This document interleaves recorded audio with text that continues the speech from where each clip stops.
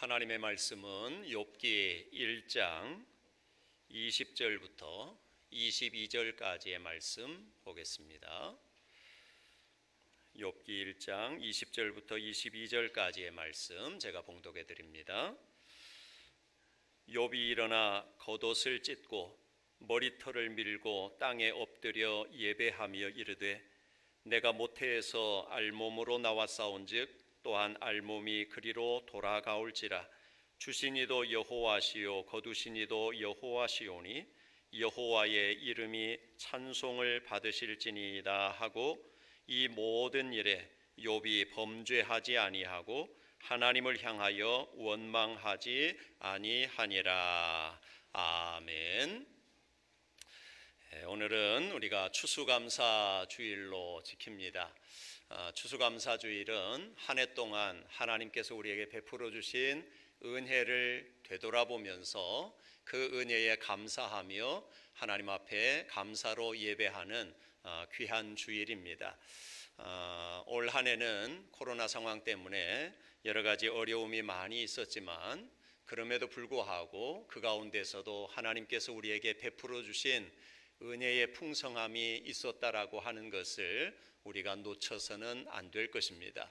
하나님은 살아계시고 하나님은 순간순간 하나님의 백성들의 돕는 자가 되어주셨고 또 때를 따라 우리의 손을 붙들어 주시고 새 힘 주시고 또 능력을 덧입혀 주시는 그러한 은혜가 있었기 때문에 오늘 우리가 여기까지 온 줄로 압니다. 우리가 추수감사주일을 지나면서 다시 한 번 더 하나님 베풀어 주신 은혜에 감사하는 귀한 시간이 되어질 수 있기를 바랍니다. 범사에 감사하라 이런 말씀을 데살로니가 전서 5장을 통해서 우리에게 해주고 있습니다. 이 범사에 감사하라 이는 그리스도 예수 안에서 너희를 향하신 하나님의 뜻이라고 이렇게 말씀을 하고 있는 것이죠. 감사하는 것이 하나님의 뜻이라고 즉 우리가 하나님의 뜻에 순종하는 삶을 살아가는데 하나님의 그 뜻이 무엇인지를 우리가 잘 분별하고 뜻대로 살아가는 것은 굉장히 중요한 일 아니겠습니까? 그 하나님의 뜻이 다양하게 우리에게 말씀하고 있는데 그 가운데 하나가 바로 감사하라는 것입니다. 즉 감사하며 살아가는 것은 하나님의 명령이라 이렇게 이야기할 수 있지 않겠습니까? 그러므로 우리가 어떤 상황 속에서도 언제든지 하나님 앞에 감사하는 그러한 삶이 되어질 수 있기를 바랍니다. 우리가 성경을 보면서 많은 인물들을 만나게 됩니다. 그런데 정말로 믿음의 선배들의 삶의 모습 속에 그야말로 감사할 수 없는 그런 상황 속에서도 늘 감사하며 살아가는 그러한 신앙의 선배들을 만날 수가 있습니다. 예를 들어서 다니엘서를 우리가 읽다 보면 이 다니엘이 바벨론의 포로로 끌려가고 그 포로 생활 가운데서도 하나님 앞에 늘 감사하는 삶을 살아가는 것을 볼 수가 있습니다. 그러는 가운데 하나님께서 그를 바벨론의 총리의 자리까지 이렇게 올려주셨는데 그 총리에 오른 다니엘을 어떻게 해서든지 무너뜨리기 위해서 주변의 사람들이 애를 쓰는 그러한 모습을 보게 됩니다. 그래서 다니엘의 삶을 살피고 그에게서 어떤 흠을 찾기 위해서 애를 쓰는데 다니엘에게서 흠을 찾지를 못합니다. 결국 찾을 수 있는 것이 다니엘이 섬기는 하나님. 그러니까 다니엘은 항상 예루살렘을 향하여 창을 열어놓고 기도하는 그 습관이 있기 때문에 그것을 빌미로 해서 다니엘을 좀 어렵게 만들어야 되겠다 하는 그런 생각을 갖게 되는 것이죠. 그래서 결국 왕에게 요청을 하고 다른 신에게 절하는 사람, 기도하는 사람은 사자굴에 던져넣기로 그렇게 결정을 하고 거기에 조서에 어인을 딱 찍어 놓습니다. 자, 그것을 알고도 다니엘이 여전히 그동안에 해왔던 대로 하나님을 섬기는 그 일을 놓치지 않는 모습을 보게 됩니다. 그러면서 다니엘이 하나님 앞에 감사하였다라고 이렇게 이야기하고 있는 것입니다. 즉 그렇게 하나님을 섬김으로 인해서 사자굴 속에 들어갈 수 있는 그런 상황임에도 불구하고 결국은 사자굴 속에 들어갔음에도 불구하고 이 다니엘은 하나님 앞에 감사를 잃지 않는 그 삶을 살아가는 것을 우리가 보게 되는 것입니다. 신약에 와서 사도 바울의 삶도 역시 마찬가지입니다. 그가 예수 그리스도를 만나고 완전히 변화되어지죠.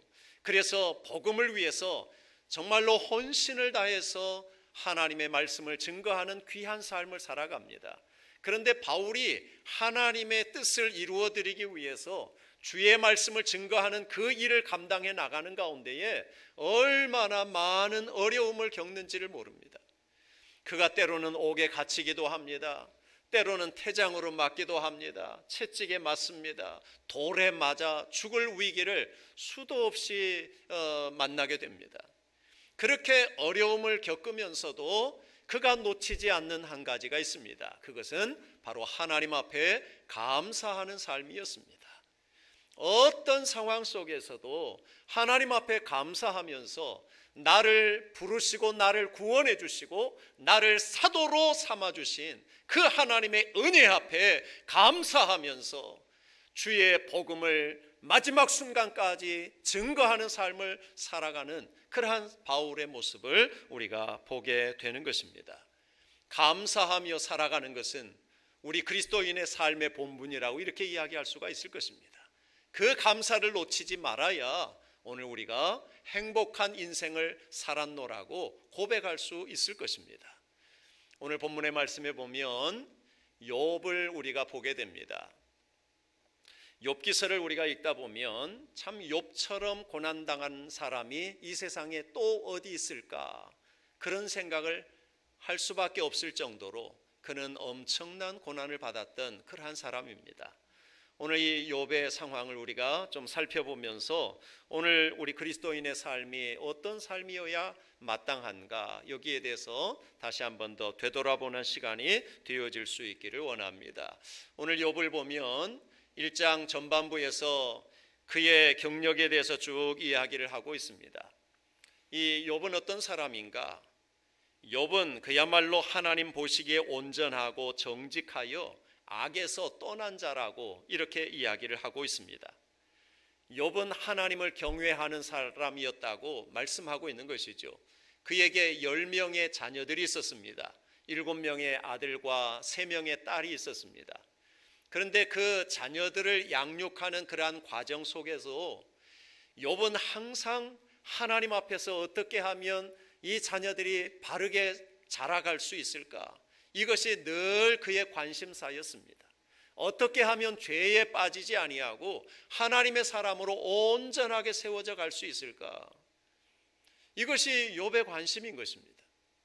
그래서 생일날이면 잔치를 벌이고 그리고 난 다음에 그 다음 날이면 어김없이 욥이 한 것이 있습니다. 그것은 바로 하나님 앞에 제단을 쌓는 일이었습니다. 욥이 제단을 쌓는 이유는 다른 거 아닙니다. 혹이라도 잔치석상에서 또 흥에 겨워서 혹시라도 하나님 앞에 지었을지 모르는 그 죄의 문제가 있을까 봐 그 문제를 안고 하나님 앞에 나아간 것입니다. 그래서 온 가족이 하나님 앞에 그야말로 의롭고 거룩한 모습으로 잘 가꾸어져 나가기를 간절히 소망했던 그러한 욥의 모습을 우리가 보게 되는 것이죠. 그만큼 하나님을 경외하는 이 욥의 삶이었는데 그의 삶의 상황도 역시 하나님께서 풍성한 복을 주셨다는 것을 우리가 알 수가 있는데 그는 부자라고 이렇게 표현을 하고 있습니다.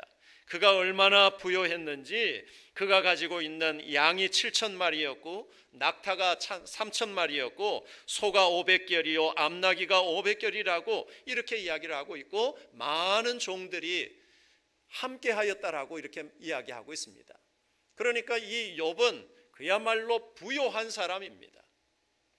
부요하면서 또 하나님을 경외하는 참으로 멋진 인생을 살아가는 사람이 바로 욥이었습니다. 그래서 1장 3절 마지막 부분에 보면 이 사람은 동방 사람 중에 가장 훌륭한 자라고 이렇게 이야기를 하고 있습니다. 동방 사람들 가운데 가장 훌륭한 사람이라고. 부요함을 갖추면서 사람들에게 칭찬받는 삶을 살아간다는 것이 그게 결코 쉬운 일이 아닌 것입니다. 어찌 보면 나의 부요함이 나로 하여금 교만하게 만드는 그런 경우들도 얼마든지 있을 수가 있는 것입니다. 내가 가진 풍성함이 나를 오만하게 만드는 그러한 경우들도 많이 있습니다. 그런데 욥의 삶을 보면 결코 그렇지 않았다는 것입니다. 그의 부요함이 있음에도 불구하고 하나님을 경외하는 아름다운 삶을 살아가고, 또 자녀들을 양육함에 있어서도 하나님의 사람으로 신실하게 세워져 갈 수 있도록 그렇게 역할을 감당하는 그런 욥의 모습을 오늘 우리에게 보여주고 있는 것이죠.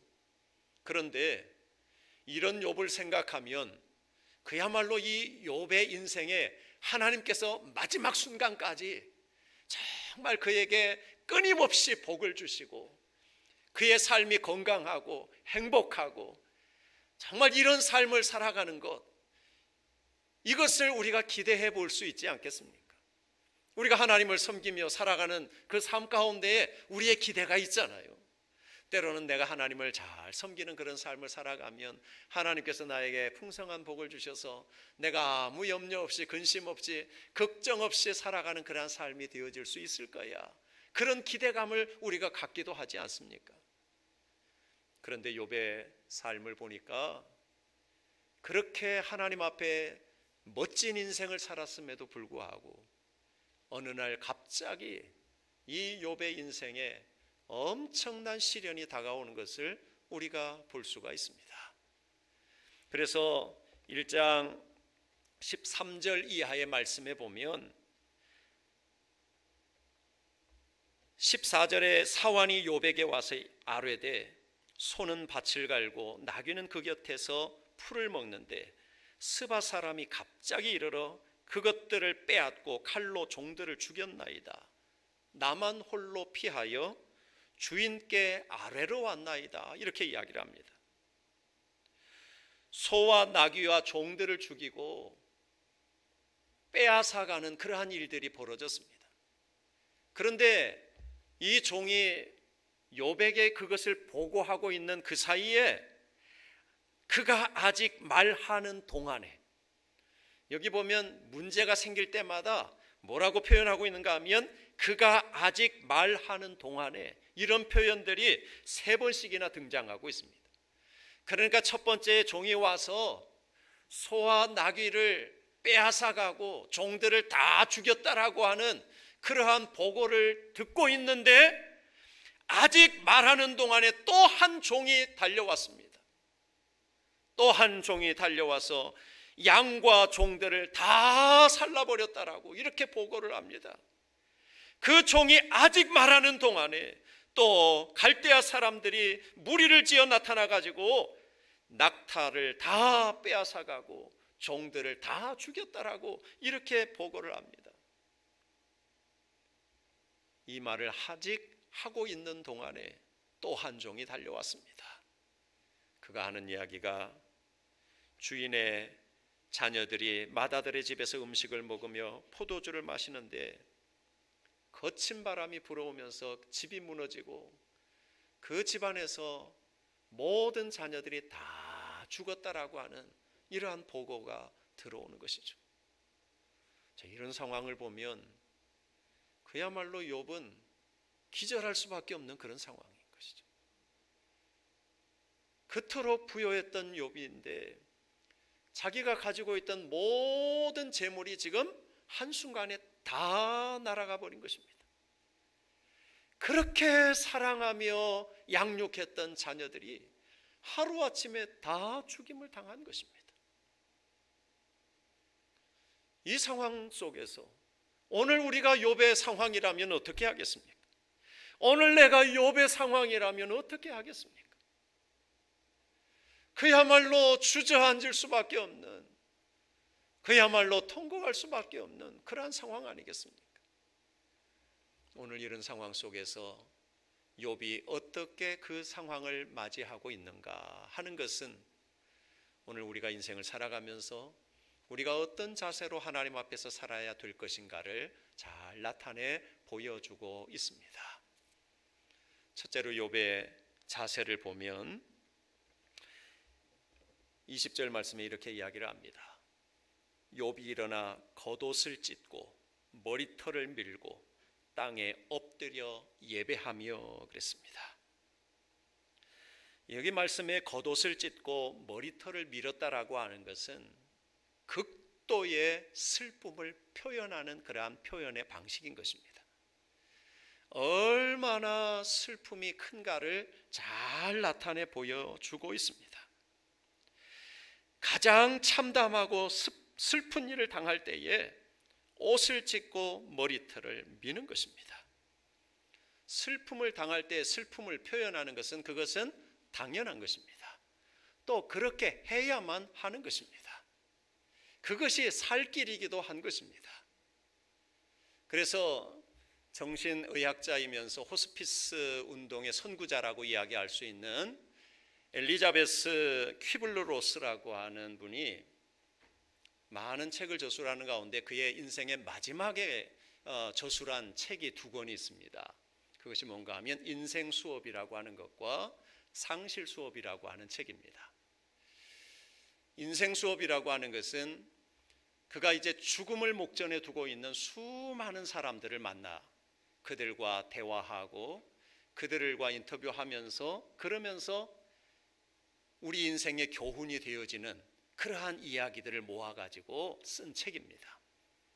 우리 사람이 그렇지 않습니까? 살아가는 삶의 여정 속에서는 때로는 거짓말도 하기도 하고 정직하지 못한 삶을 살기도 하고 우리의 판단이 잘못되어서 우리가 죄를 범하는 그러한 경우들도 많이 있지 않습니까?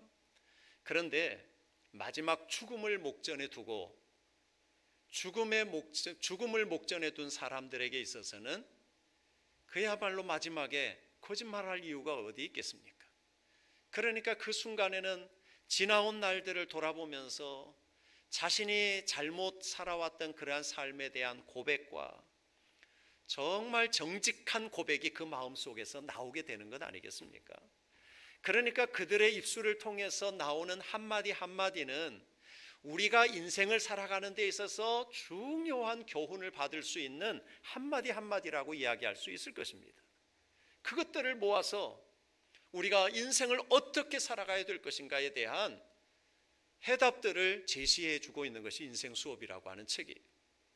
상실 수업이라고 하는 책은 이제 모든 것을 잃어버리고 또 사랑하는 사람을 떠나보내고 그러면서 아픔을 겪고 있는 그들이 어떻게 해야 될 것인가에 대해서 이런 상실감을 안고 있는 사람들에게 주는 메시지가 이 상실 수업이라고 하는 책 속에 담겨져 있습니다. 그런데 이 엘리자베스가 무슨 이야기를 하는가 하면 상실의 아픔을 느낄 때는 그 아픔을 충분히 느끼는 것이 옳다라고 이렇게 이야기를 합니다. 그러면서 또 이런 이야기를 합니다. 흘리지 못한 눈물은 슬픔의 샘을 훨씬 더 깊게 만든다라고 이렇게 이야기를 하고 있습니다. 그러니까 우리가 슬픔을 당하였을 때 그 슬픔에 대한 눈물을 온전히 쏟아낼 수 있어야 된다는 것을 이야기하는 것입니다. 그 눈물을 다 쏟아내지 못하고 그 눈물을 담고 있으면 그 눈물은 슬픔의 샘을 훨씬 더 깊게 만든다는 것입니다. 그러니까 우리가 당하는 그 슬픔으로부터 헤어나오려면 그 눈물을 마음껏 쏟을 수 있어야 된다는 것을 이야기하고 있는 것입니다. 그래서 우리는 가끔 슬픔을 당한 이들을 만나면 그렇게 위로하기도 합니다. 너무 슬퍼하지 말라고, 이제는 눈물을 그만 흘리라고, 하나님이 우리와 함께 계시지 않느냐고 그러면서 이렇게 위로하기도 합니다. 그런데 그런 위로보다는 오히려 슬픔을 당한 이에게 그냥 울라고,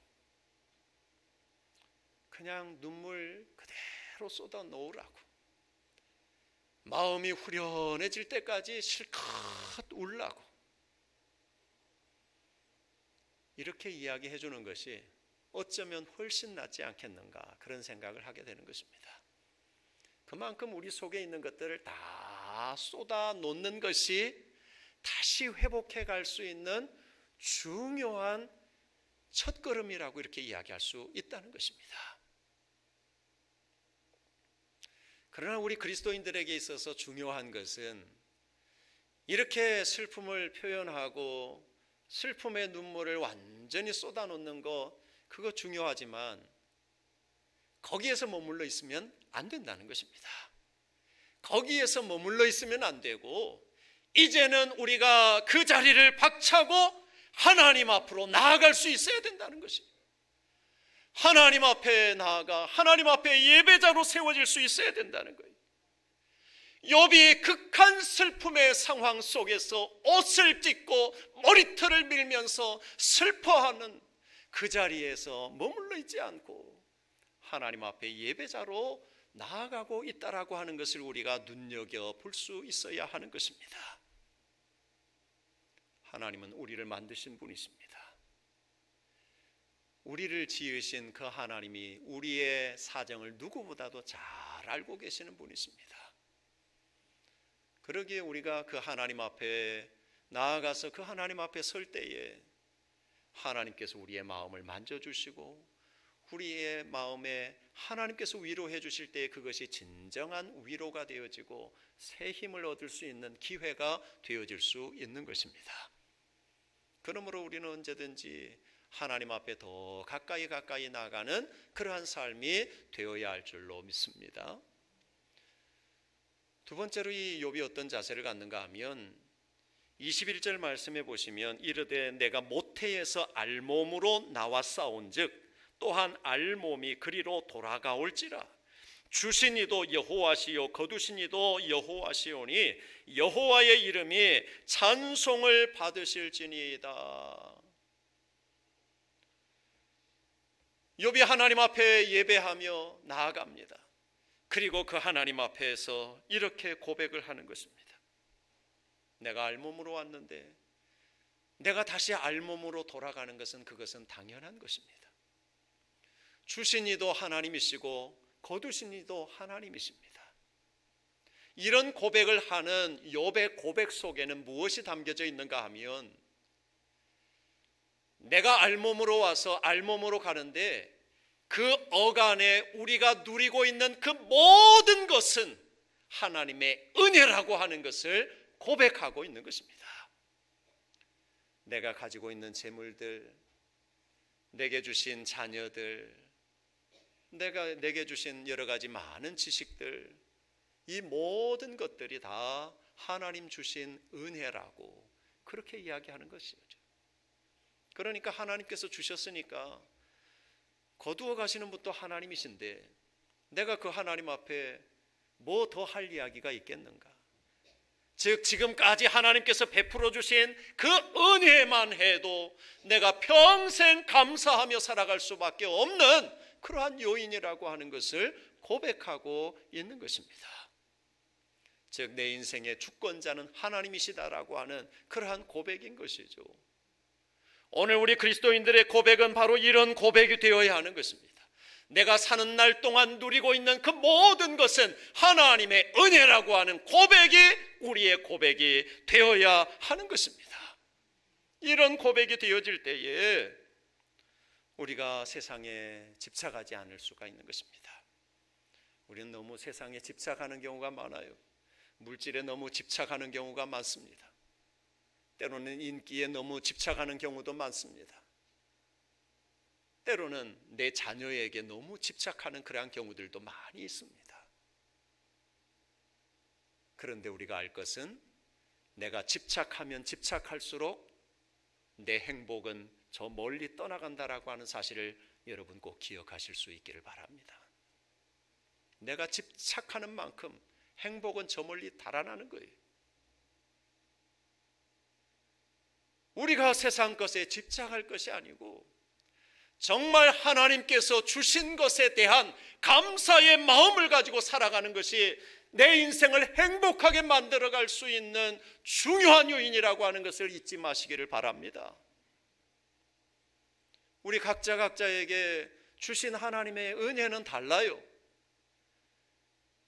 작게 받은 경우도 있고 또 많은 것을 받은 경우도 있어요. 작게 받았던 많게 받았던 내가 받은 것은 순전히 하나님의 은혜로 주어진 것입니다.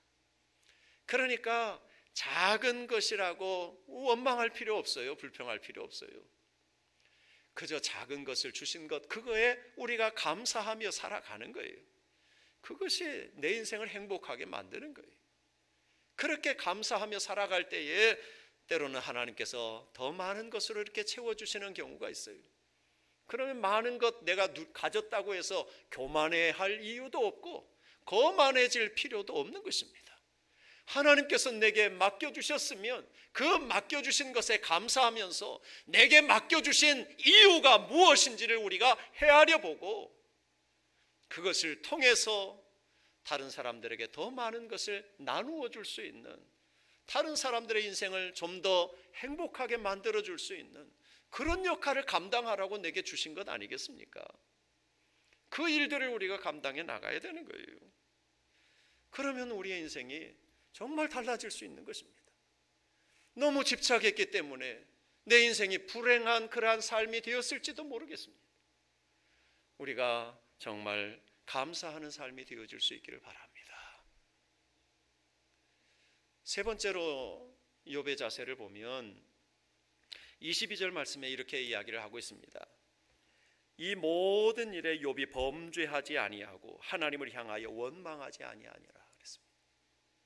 이 모든 일은 바로 1장 중반부에서 이야기하고 있는 욥이 당하는 고난인 것입니다.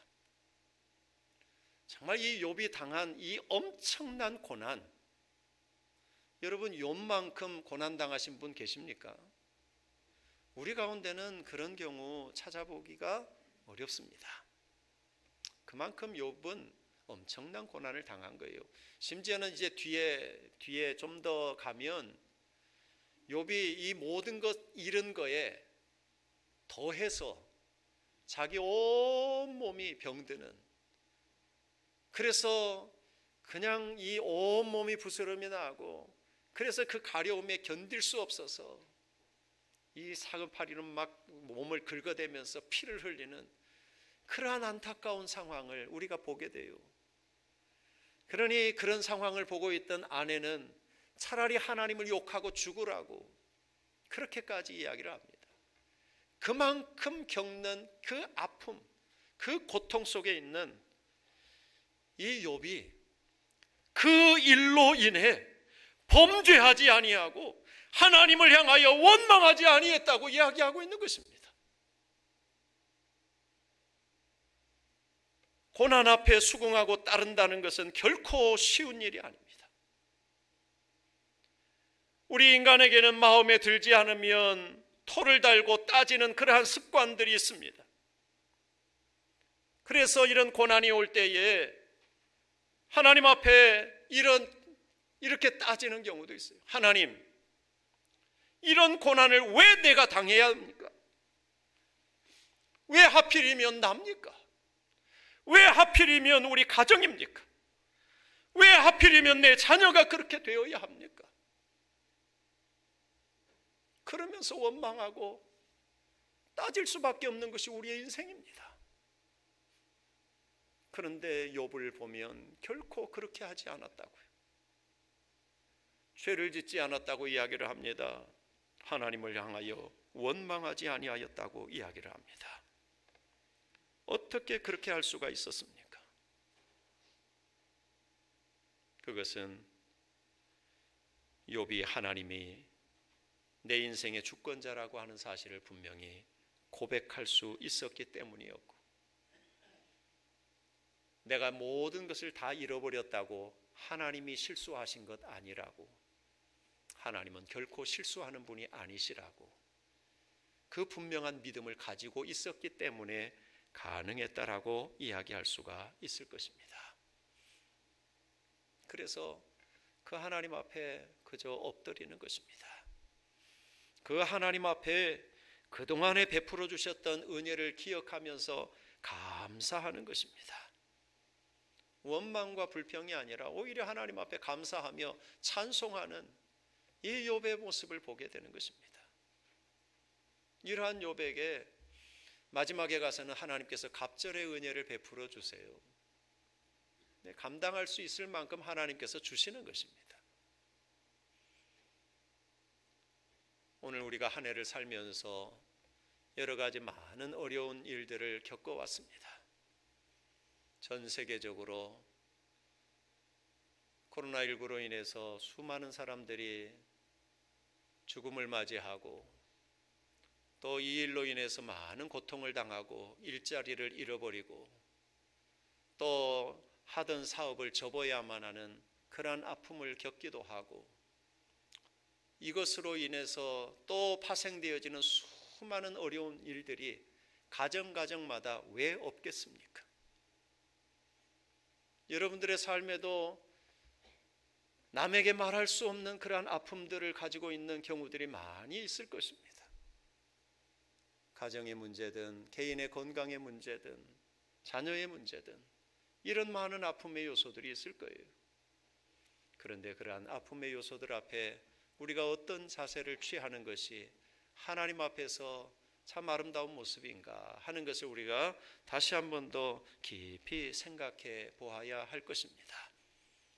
우리는 하나님 앞에서 잃어버린 것들, 그것으로 인해서 원망과 불평이 아니라 하나님께서 내게 주신 그 하나하나를 헤아려 보면서 하나님 앞에 감사를 쌓아가는 그러한 삶이 되어져야 할 것입니다. 그것이 정말 내 인생을 행복하게 만드는 거예요. 우리가 한평생 살아가면서 행복하게 살기를 원하지 않습니까? 근데 그 행복의 길이 어디에 있는가? 바로 여기에 있다는 것을 우리에게 가르쳐 주고 있는 것입니다. 추수감사주일을 맞이하면서 하나님께서 우리에게 베풀어 주신 은혜들을 하나하나 헤아려 보고 그 하나님의 은혜 앞에 감사를 표현할 수 있는 시간들을 충분히 가지실 수 있기를 바라고, 이제 올 한 해도 벌써 이제 11월 중순 지나가고 있으니까 12월 한 달 이렇게 남았습니다. 남은 기간 동안에도 하나님의 은혜를 생각하고 또 감사하면서 마무리 잘 하시고 내 인생을 책임지시고 이끌어 가시는 그 하나님은 변함이 없으신 분이시고 신실하신 하나님이시라고 하는 사실을 우리가 분명히 기억하고 그 하나님 앞에서 아름다운 인생을 잘 가꾸어 갈 수 있는 우리 모두의 삶이 되어질 수 있기를 주의 이름으로 축원합니다. 기도하겠습니다. 살아계신 하나님 아버지, 하나님의 은혜를 감사합니다. 극한 상황 속에서도 하나님 앞에 감사를 잃지 않고 하나님의 은혜 앞에 감사하며 예배하는 자리로 나아갔던 욥의 삶과 같이 오늘 우리가 이 땅에 집착하지 아니하고 하나님 베풀어 주신 그 은혜에 늘 감사하면서 살아갈 수 있는 우리 모두가 되게 하여 주시옵소서. 남은 올 한 해도 마무리 잘 할 수 있는 저희들 되게 하여 주시고 새로운 해를 맞이할 때에 다시 한 번 더 우리의 마음 가운데 결단하며 하나님을 향하여 우리의 마음이 집중되어지고 세상에 너무 집착하지 않는, 그래서 언제나 하나님 베풀어 주신 은혜에 감사를 넘치는 그러한 귀한 삶이 되어질 수 있기를 간절히 소망하옵고 예수님의 이름으로 기도하옵나이다. 아멘.